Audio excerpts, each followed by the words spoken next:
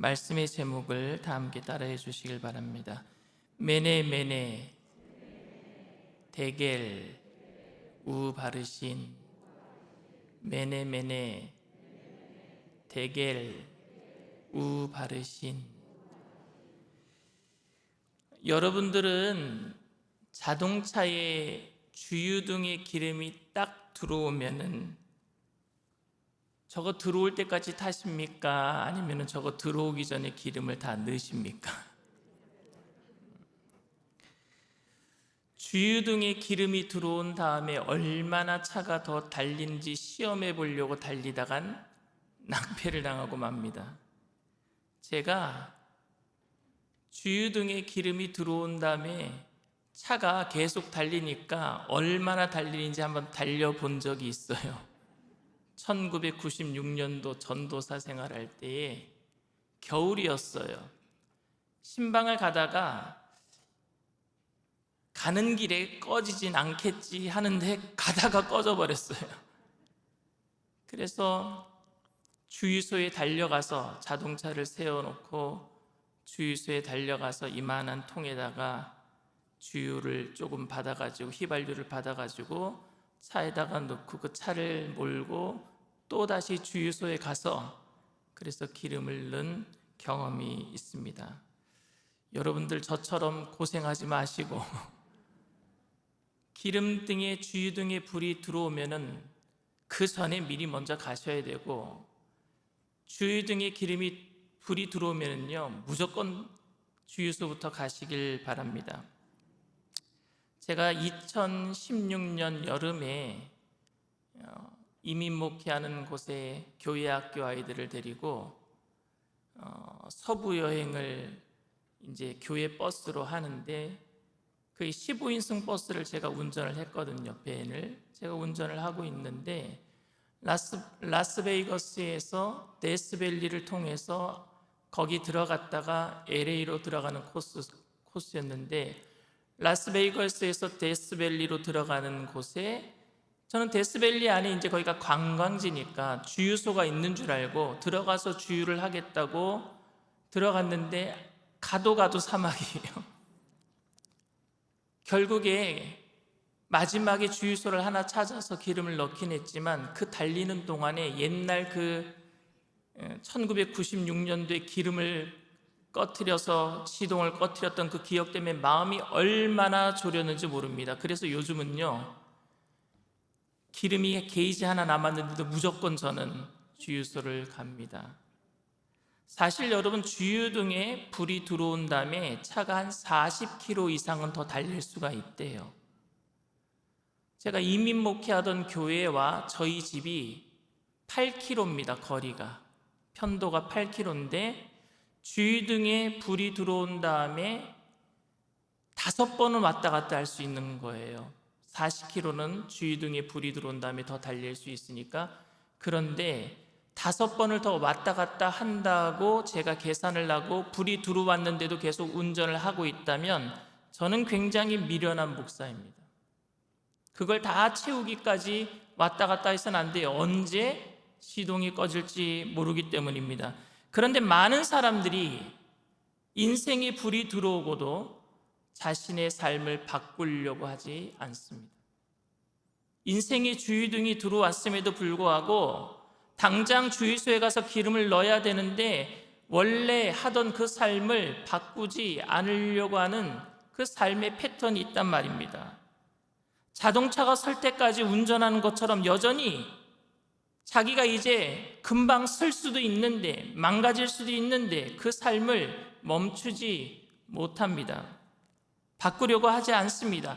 이번만은 괜찮겠지, 이번만은 괜찮겠지 하며 계속 달려나갑니다. 내가 잊어버리면 무효화됩니까? 어떤 사람에게 돈을 빌렸는데 갚을 날짜가 다가왔는데 나에게 그 사람이 아직까지 아무 말을 하지 않고 있다라고 해서 내가 잊어버리면 그 사람도 잊어먹겠지 하고 계속 달리다 보면, 돈을 준비하고 있지 않다 보면 무효화가 됩니까? 결국 그날이 되면은요 빚 독촉이 몰려오고 터지게 돼 있습니다. 사건이 터지게 돼 있어요. 술을 마시는 사람들은 술 마신 저녁에 너무너무 몸이 아픕니다. 고주망태가 되니까요. 그런데 그 다음날 아침 되고 그리고 점심때가 지나고 저녁때가 되면은 몸이 좀 괜찮아지는 것 같아요. 그래서 괜찮구나 또 술을 마십니다. 근데 모든 것들이 모이다 보면 쌓이다 보면 그렇게 살다 보면 어느 순간인가 간은 다 망가지고 어느 순간인간 병원 신세를 지든지 아니면은 운명을 달리할 수도 있지 않겠습니까? 우리는 지금 괜찮다, 안일하게 살고 있지는 않습니까? 사람들은 다 죽어가는데 죽음의 문턱에 도달해서 그때도 아직은 죽지 않았으니까 지금도 괜찮다 말할 수 있겠습니까? 벨사살은 오늘 느부갓네살의 아들이죠. 이 벨사살은 지금 그 종말의 끝에 서 있어요. 죽음의 끝에 서 있단 말입니다. 아버지 느부갓네살이 페르시아와의 전쟁을 치르기 위해서 나갔어요. 수세에 몰리고 있다라는 소식을 들었을 겁니다. 민심은 피폐해져서 왕실의 안녕에 금이 가기 시작했습니다. 그래서 민심을 수습하기 위해서 1000명의 귀족들을 불러다 놓고 잔치, 술판을 벌렸는지도 모르겠습니다. 아니면 모든 근심을 털어버리고 지화자 먹고 놀므로 모든 근심을 잊어버리려고 했던 젊은이였는지도 모르겠습니다. 아버지는 지금 전쟁터에 나가서 지금 죽음을 각오하고 싸우고 있는데,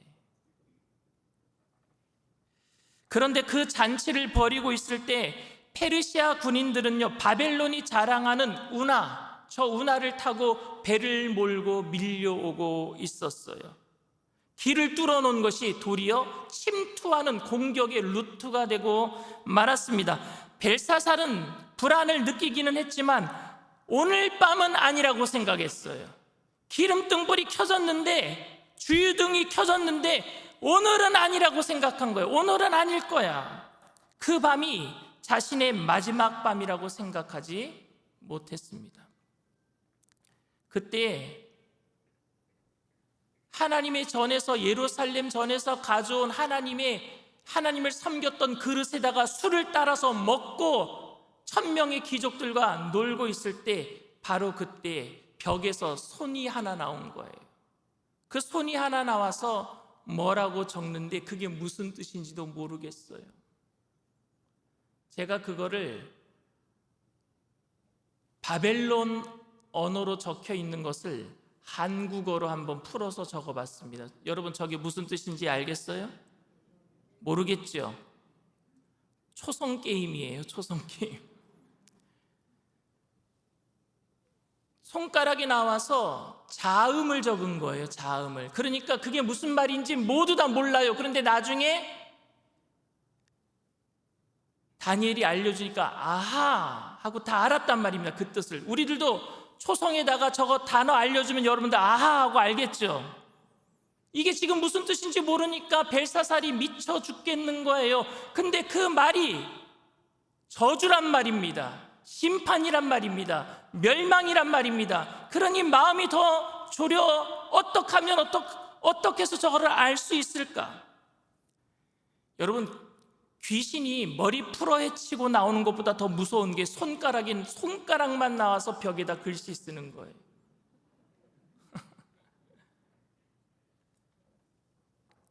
그러니 오늘 성경 본문에 보면은 벨사살이 무릎이 딱딱딱딱 부딪혔대. 얼마나 무서웠는지 무릎이 떤 거예요. 그런데 그 글자가 무슨 글자인지도 모르겠고 어떤 의미인지도 모르니까 무서움과 답답함으로 온 몸을 떨어야만 했습니다. 여러분, 정말 무서운 것은 이 말의 뜻이 재앙이었다라는 것입니다. 재앙. 그런데 벨사살은 지금 모르고 있는 상황입니다. 벨사살은 너무너무 불안했고 답답했습니다. 그래서 많은 박사와 술객들을 불러서 해석하도록 했지만 그 누구도 그 뜻을 알아맞히지 못했습니다. 그때 벨사살의 왕비가 다니엘을 소개했고, 다니엘은 이미 하나님께서 모든 것을 알려주셨기 때문에 이 글자를 보자마자 바로 해석할 수가 있었습니다. 모든 사람들이 다니엘이 얘기했을 때 아는 글씨였어요. 많은 사람들이 다니엘이 그 말을 해석해 줄 때 고개를 끄덕끄덕 했습니다. 아하, 이게 바로 그 뜻이구나. 무슨 글자였을까요? 무슨 글자인데 해석하지 못하고 해석했을 때 아하 하고 이해할 수 있었던 그런 글자였겠습니까? 다시 한번 띄워주세요. 기역, 시옷, 디귿, 기역이 뭐냐? 바벨론 언어로는 그게 메네인데 메네의 뜻은 계수되고란 뜻이에요. 카운트했다라는 겁니다. 하나님이 셈하고 계셨다라는 거예요. 그걸 2번 하셨대요. 메네, 계수되고. 이 얘기가 뭡니까? 확정됐다라는 거예요. 완전히 하나님이 다 알고 계신다라는 거예요. 처음부터 끝까지 다 세고 계셨다라는 거예요. 너 거짓말할 수 없어. 내 앞에서 절대 거짓말할 수 없어. 내가 2번 이상 계수했단 말이야.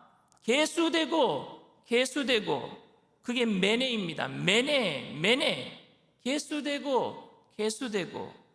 대겔은 뭡니까? 대겔은 저울에 단다란 뜻이에요. 달아서, 셈에서 내가 달아보니까 죄악이 차고도 넘치네, 이 얘기예요. 달아보니까. 여러분, 우리가 죄진 것 하나님이 다 달아보셔요. 달아보신단 말입니다. 죄의 그 크고 무거움을 하나님은 다 달아보셔요. 달아보니까 아무 희망이 없어요. 죄의 싹은 사망이란 말입니다. 벨사살의 그 인생을 하나님이 셈하고 계셨다가 달아보니까 죄악이 가득 찼어요. 희망이 없어요. 절망이에요. 심판적으로 완전히 저울이 기울고 말았습니다. 구원이 아니라 심판적으로 죄의 무게 때문에 저울이 기울고 말았어요. 여러분, 메네도 무섭지요. 하나님이 계수하고 계시는데 대겔 달아서 달아보니까 이거 더 무서운 거예요. 주님 앞에 어느 누가 주님 앞에 담대하게 설 수 있겠습니까? 어느 누구도 주님 앞에 설 수가 없어요. 달아보니까 심판적으로 기울었어요. 그래서 우는요 접속사입니다. 그리고 바르신이란 뜻은요 나뉘었다, 심판받았다는 뜻. 나라가 나뉘어졌다, 찢어졌다, 멸망했다, 이 얘기입니다. 바르신은 심판하다라는 의미입니다. 달아보니까 죄의 값이 너무 많구나, 그래서 너는 죽어야 되겠구나, 심판받아야 되겠구나 라는 의미입니다. 여러분, 이제 글자 뜻을 아시겠죠? 메네, 계수되고, 대겔, 달아서, 바르신, 나뉘어졌다, 심판받았다. 벨사살은 그날 밤 페르시아 군인들이 그 바벨론 운하를 타고 올라와서 그 왕궁을 습격해서 그날 밤에 벨사살, 손가락으로 글씨 쓴 그날 벨사살은 죽임을 당하고 말았습니다. 하나님이 계수하고 달아보니 죄의 값이 많으니까 그날 심판받은 거예요. 그날 밤에 벨사살이 예루살렘 성전에서 가지고 온 그릇으로 술을 마셨기 때문에 심판받은 게 아니에요. 그동안 쌓여왔던 죄가 많은데 그날 그 죄에 더해서 성전에서 가져온 그릇으로 술을 마셨으니까 그날 밤에 죽임을 당한 것입니다. 별일이 없으니까 괜찮다라고 말해서는 안 됩니다. 때가 차면은요 동전 하나의 무게에도 와르르 무너져 버리고 마는 거예요. 하나님은 어느 날 심판하시는 분이 아니라 계속 참으셔요. 계수하고 계셔요. 그런데 그날까지, 심판의 날까지 아무 일도 일어나지 않으니까 오늘 요만큼 조그만 거 잘못했는데 그것 때문에, 그 깃털 하나의 무게 때문에 그날 다 무너질 수 있단 말입니다. 계수되고 달아서 보니까 심판받아야 되는 거예요. 손가락질 당해도 교회가 부흥하고 있다면, 나쁜 짓을 해도 사업이 번창하고 있다면 그것을 하나님의 축복이라고 말해서는 안 될 것입니다. 불이 켜진 거예요. 교회의 불이 켜진 겁니다. 믿는 사람들의 삶에 불이 켜진 겁니다. 주의등이 불이 켜지고 나면은요, 조금 지나고 나면은 멈춰서이게 된단 말입니다. 그런데 여러분은 그걸 괜찮다라고 말할 수 있겠습니까? 한국 교회가 괜찮다라고 말해도 되겠습니까? 우리의 삶이 괜찮다라고 말해도 되겠습니까? 사람들 중에 그 누구도 하나님의 이 저울을 패스할 사람은 한 명도 없어요. 하나님이 달아보시는 이 저울을 그 누구도 패스할 수 없단 말입니다. 성경에 바울은 하나님의 영광에 죄인이 이르지 못한다라고 얘기합니다. 로마서 3장 23절 말씀이에요. 모든 사람이 죄를 범하였음에 하나님의 영광에 이르지 못하더니 그 누구도 하나님의 그 영광에 이룰 수가 없어요. 그 저울 앞에서. 근데 여러분, 메네 데겔 우 바르신 이 말씀은 다니엘서의 주제가 아닙니다. 이 메시지는 벨사살에게 주어주는 메시지도 아닙니다. 오늘 다니엘서의 이 말씀은 누구에게 읽혀지는 말씀이에요? 바벨론의 포로로 잡혀온 백성들, 이스라엘 백성들에게 읽혀지는 말씀이지요. 그걸 위해서 다니엘이 쓴 성경책이에요. 이 성경책은 지금 누가 읽어야 돼요? 바벨론의 포로로 잡혀온 이스라엘 백성들이 읽어야 되는 말씀입니다. 벨사살을 향해서 한 말씀도 아니에요. 벨사살은 그날 죽고 말았단 말입니다. 이 말씀은, 다니엘서는 지금 벨사살이 죽었을 때가 이스라엘 백성들이 바벨론의 포로로 잡혀온 지 60년째 되던 해예요. 60년 정도. 이제 10년 후면은 페르시아 왕국이 들어서고 고레스 왕이 나타나서 모든 사람들, 이스라엘 백성들은 이제 예루살렘으로 돌아가도 좋다, 고레스 칙령을 발표할 건데, 그 한 10년 전 60년 정도 포로로 잡혀와서 시간이 지났을 때란 말입니다. 근데 그들은 이미, 이스라엘 백성들은 뭘 들었어요? 메네 데겔 우바르신을 이미 들은 사람들이에요. 이미 들은 사람들이에요. 하나님께서 그들이 죄를 짓고 있을 때 선지자들을 보냈잖아요. 선지자들을 보내서 계속 이야기한 게 뭡니까? 하나님이 셈하고 계시니까 회개하라, 회개하라, 회개하라. 그런데 200년 동안 하나님이 선지자들을 보내서 외쳐도 그들이 변화되지 않아요. 기름등에, 주유등에 불이 들어왔음에도 그들은 계속 달렸어요. 회개하지 않았어요. 멈추지 않았어요. 그래서 뭐가 임했습니까? 데겔, 하나님의 달아보시는 게 있었어요. 그리고 나서 결국 우 바르신 심판이 임해서 바벨론을 통해서 멸망받았단 말입니다. 이미 그들은 메네를 들은 사람들이에요. 데겔도 들은 사람들이에요. 그리고 심판을 받은 사람들입니다. 근데 오늘 왜 다니엘을 통해서 오늘 메네 데겔 우 바르신을 얘기하고 있습니까? 오늘 이스라엘 백성들에게는 바르신이 없다란 얘기예요.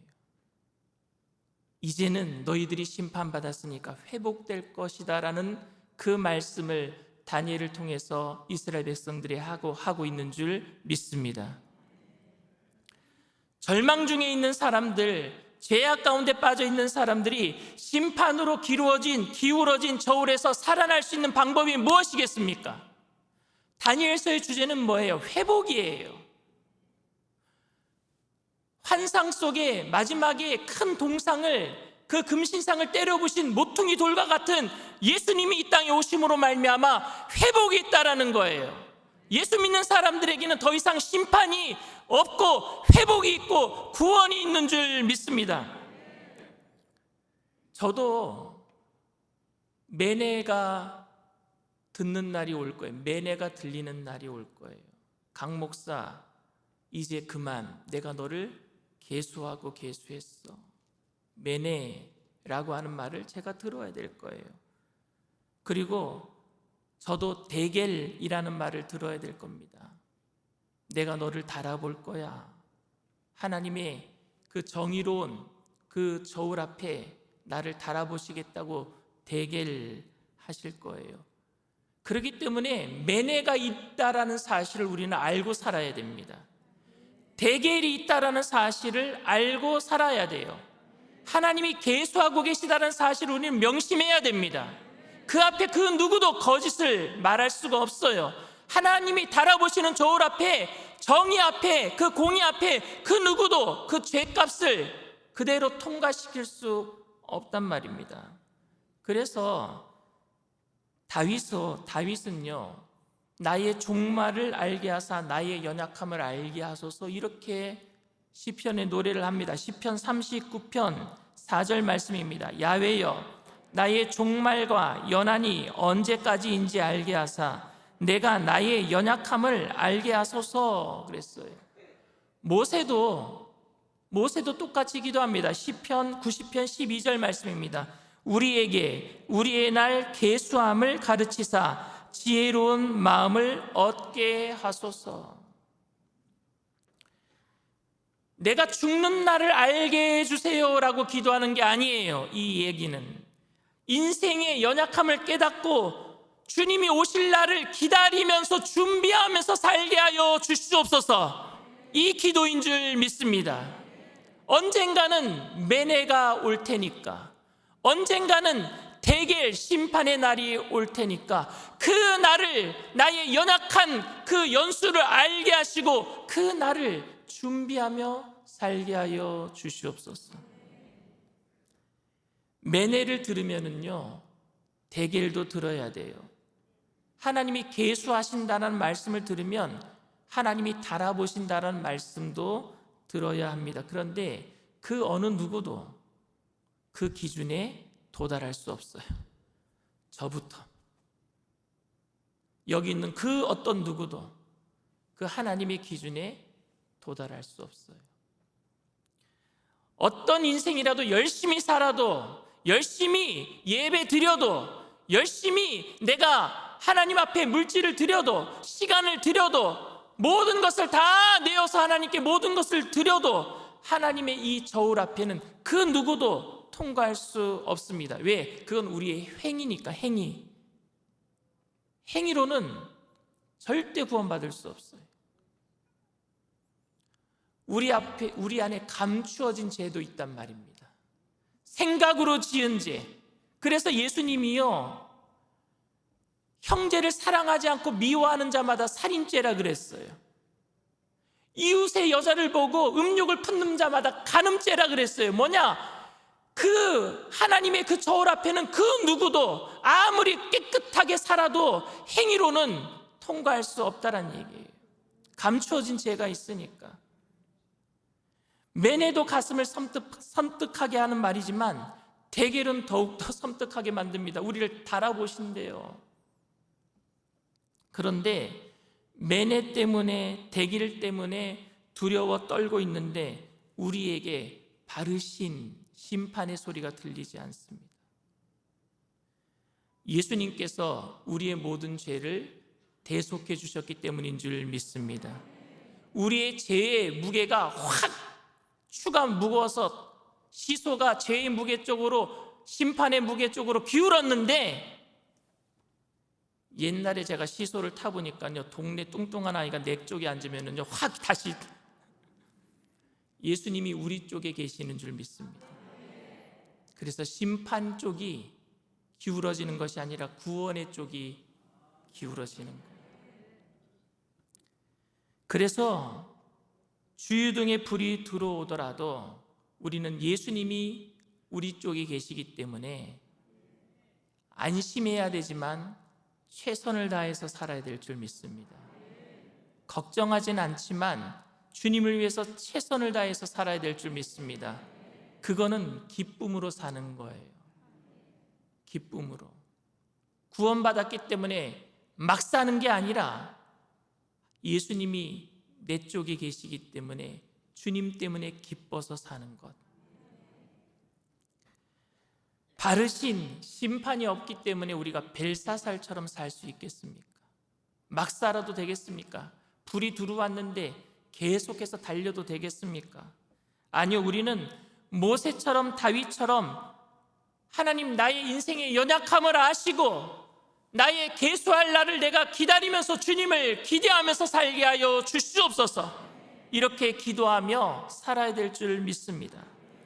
우리는 바르신이 없기 때문에, 심판이 없기 때문에 더욱 힘써서 기쁨으로 매내 계수하고 계시는 하나님께 최선을 다해서 내 삶을 드려야 될 줄 믿습니다. 대개 달아보실 하나님을 위해서 내가 열심을 다해서 선행을 행하며 주님의 영광을 위해서 살아야 될 줄 믿습니다. 주님께서는 달란트 비유를 통해서 계수할 날을 말씀해 주셨어요. 네가 얼마를 받았느냐가 중요한 게 아니었어요. 얼마를 남겼느냐가 중요한 거예요.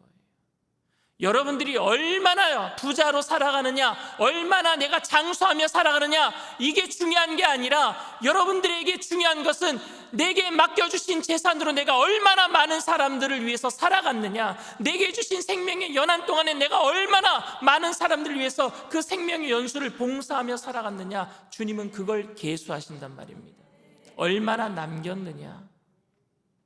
하나님이 얼마를 줬다를 묻지 않으셔요. 얼마를 남겼느냐를 물으시죠. 누가복음 13장에 보면은요, 열매 맺지 못하는 무화과 나무 이야기가 나옵니다. 마태복음의 무화과 나무는요, 이미 발 밑에, 그 뿌리 밑에 도끼가 놓여 있어요. 10처녀의 비유도요, 기름등불 준비하지 않은 5처녀는요, 한 번의 기회를 놓치니까 신랑은 만나지 못하고 슬피 울며 바깥에서 들어오지 못하고 이를 갈았다 그랬어요. 기회가 주어지지 않아요. 그런데 누가복음 13장에 열매 맺지 못하는 무화과 나무에게는요, 기회가 주어져요. 열매를 못 맺었는데, 3년이 지나도 열매를 못 맺었는데, 과실수는요 3년이 지나면 열매를 맺어야 돼요. 그런데 3년이 지나도 열매를 못 맺어요. 그런데 또 기회가 주어져요. 기회가 주어지는 이유가 있습니다. 누가복음 13장 6절에서 8절 말씀 우리 다 같이 읽습니다. 이에 비유로 말씀하시되 한 사람이 포도원에 무화과 나무를 심은 것이 있더니 와서 그 열매를 구하였으나 얻지 못한지라. 포도원 지기에게 이르되 내가 3년을 와서 이 무화과 나무에서 열매를 구하되 얻지 못하니 찍어버리라. 어찌 땅만 버리게 하겠느냐. 대답하여 이르되 주인이여 금년에도 그대로 두소서. 내가 두릅하고 거름을 줄이니 이후에 만일 열매가 열면 좋거니와 그렇지 않으면 찍어버리소서 하였다 하시니라. 무화과 나무는 바로 열매 맺지 못하는 무화과 나무는 바로 우리들을 이야기합니다. 근데 이 무화과 나무가 어디에 심겨졌어요? 포도원 안에 심겨졌어요. 이스라엘에게 있어서 무화과 나무는 가로수예요. 길거리 나무입니다. 거기는 울타리가 없어요. 동네 아이가 따먹기도 하고 짐승들이 와서 거기다가 분뇨를 배설하기도 합니다. 그냥 아무도 보호해주지 않는 가로수예요. 그런데 그 무화과 나무를 어디다 심어놨다고요? 포도원 안에 심었어요. 포도원은 울타리가 있어요. 포도원은 하나님의 교회인 줄 믿습니다. 무화과 나무 같은 우리들을 주님께서는 교회로 옮겨 심어 놓으신 줄 믿습니다. 열매 맺기 위해서. 그래서 울타리를 쳐주고 다른 모든 공격으로부터 막아주는데 그래도 열매 못 맺고 있어요. 그게 우리예요. 교회 안에서 신앙생활하고 있는데도 열매를 못 맺어요. 그래서 주인이 금년에도 땅만 버리게 되었구나, 찍어버려라 라고 얘기합니다. 우리는 찍혀버려야지 마땅한 존재예요. 죽어 마땅한 존재입니다. 그런데 거기에 누가 있으셨느냐? 가원지기, 포도원지기가 있대요. 포도원지기가 누구일까요? 예수님이신 줄 믿습니다. 그 포도원지기가 주인에게 뭐라고 얘기했는 줄 아십니까? 금년에도 그대로 두소서. 내가 땅을 두릅하고 거름을 주겠나이다. 땅을 두릅한다라는 것은 메타노이아, 회개를 의미합니다. 성령께서 우리를 회개시켜 주실 줄 믿습니다. 회개도 내가 하는 게 아니라 하나님의 영, 성령, 예수님의 영, 성령이 우리를 회개시켜 주시는 거예요. 어느 순간인가 예배 드릴 때 눈물이 나고 내 속에 있는 모든 것들이 뒤집어 엎어지게 될 줄 믿습니다. 그러면 땅이 뒤집어 엎어질 때 뭐예요? 미생물들이 올라와요. 그게 거름이 되는 거예요. 그리고 거름을 주겠대요. 이것은 성령 충만을 의미합니다. 성령을 부어주실 줄 믿습니다. 결국에 열매 맺게 하시는 분은 우리 주님이에요. 그러니까 바르신이 없어요. 여기도 심판이 없어요. 여러분들이 할 일이 있습니다. 요새는요, 무화과 나무에 그 뿌리에 다리가 달려갖고 교회를 나가는 사람들이 많아요. 나무는 뿌리를 내리는 게 일이에요. 무화과 나무는 포도원에 뿌리를 내려야 될 줄 믿습니다. 비바람이 불고 창수가 나고 여러 가지 고난과 역경이 있더라도 여러분, 일산순복음 영산교회에 뿌리 내리게 되기를 원합니다. 그러면 주님께서 책임지고 열매 맺게 하실 거예요. 바르신이 없단 말입니다. 심판이 없단 말입니다. 주님께서 우리들을 변호해 주시기 때문에 우리가 마음을 놓고 생활하는 것이 아니라 주님 때문에, 나를 살려주신 그 주님 때문에, 예수님 때문에 최선을 다하면서 기쁨으로 살아야 될 줄 믿습니다.